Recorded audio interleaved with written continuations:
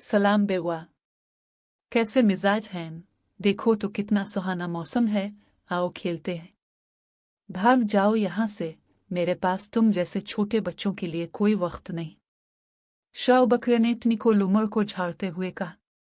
Shao से डांट खाने के बाद टनिको सूरजायकाए झील लेक के किनारे किनारे जा रहा था कि उसे दूसरी तरफ बिजली भेड़िया वुल्फ दिखाई दिया, जो अपने बच्चों के साथ मजे से नहा रहा था।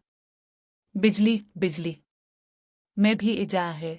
निको ने इजाजत लेने के लिए पुकारा। क्या तुमने मुझे आवाज दी है? बिजली गुस्से से बोला। टनको ने फौरन जवाब दिया, हाँ हाँ, मैंने तुम्हें ही आवाज दी थी। तुम जैसे कमजोर का हम जैसे ताकतवर के साथ किया जो। जाओ जाओ, किसी अपने जैसे कमजोरों के साथ जाकर खेलो। ये कहकर बिजली भेड़िया दोबारा अपने बच्चों के साथ खेलने लग गया। बिजली और शाओ की बातों से बेचारा टनको बहुत अफसारदे हुआ। तभी इसके दिमाग में एक तरकीब आई। इसने शेरू बकरे और बिजली बेड़ी दोनों को सबक सिखाने की ठान ली। बिजली, तुम समझते हो कि मैं कमजोर और छोटा हूं। अगर मैं तुमसे रसोई वाले खेल रोक पुलिंग में जीत जाऊं तो टनको ने बिजली को मुकाबला की ऑफर देते हुए कहा। अच्छा मजाक था, बिजली ने मुंह फेरते हुए जवाब दिया। मैं मजाक नहीं कर रहा, मुकाबला करके देख लो, फिर तुम हारने से डरते हो। टनको ने कहा। मैं और तुमसे डरूं? ठीक है, तुम्हें इतना ही हारने का शौक है तो आ जाना, मैं यहीं मिलूंगा। बिजली ने कहकहा लगाते हुए मुकाबले के लिए हामी भर ली।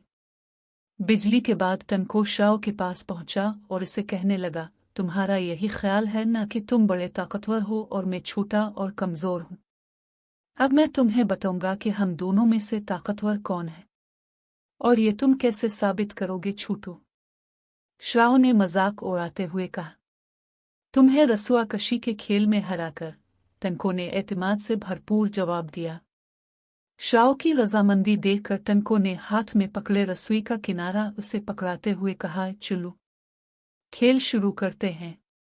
ठीक है, लेकिन याद रखो अगर तुम हार गए तो दोबारा मुझे तंग नहीं करोगे, शेरू ने रस्से का किनारा पकड़ते हुए कहा।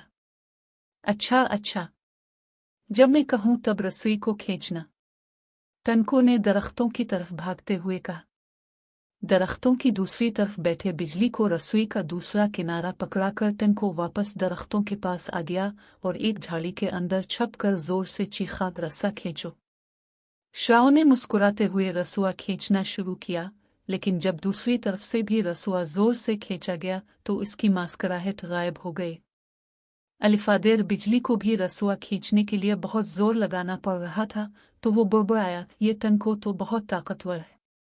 बीच में दरख्त होने की वजह से शाओ और बिजली में से कोई भी दूसरे को नहीं देख सकता था, इसलिए दोनों में से हर एक यही समझ रहा था कि इसका मुकाबला टनको से है। मुसलसल जोर लगाकर दोनों को सांस चढ़ गया था, मगर कोई भी मुकम्मल रसुआ अपनी तरफ खींचने में कामयाब न हो सका।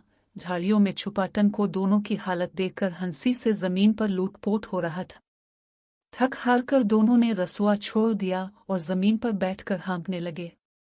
दोनों की यह हालत देखकर टनको ने अपना रसुआ उठाया और खुशी से अलिफा चिल्ता कूदता घर की तरफ चल पड़ा, जबकि शाओ और बिजली में से हर एक ये सोच रहा था कि छोटे से टनको ने उन्हें कैसे हरा दिया। प्यारे बच्चों, इकल अल्लाह पाक की बहुत बड़ी और प्यारी नेमत है, जिसको इस्तेमाल करते हुए हम कई मुश्किल काम भी कर सकते हैं। लेकिन प्यारे बच्चों, इकल अल्लाह पाक की बहुत बड़ी और प्यारी नेमत है, जिसको इस्तेमाल करते हुए हम कई मुश्किल काम भी कर सकते हैं,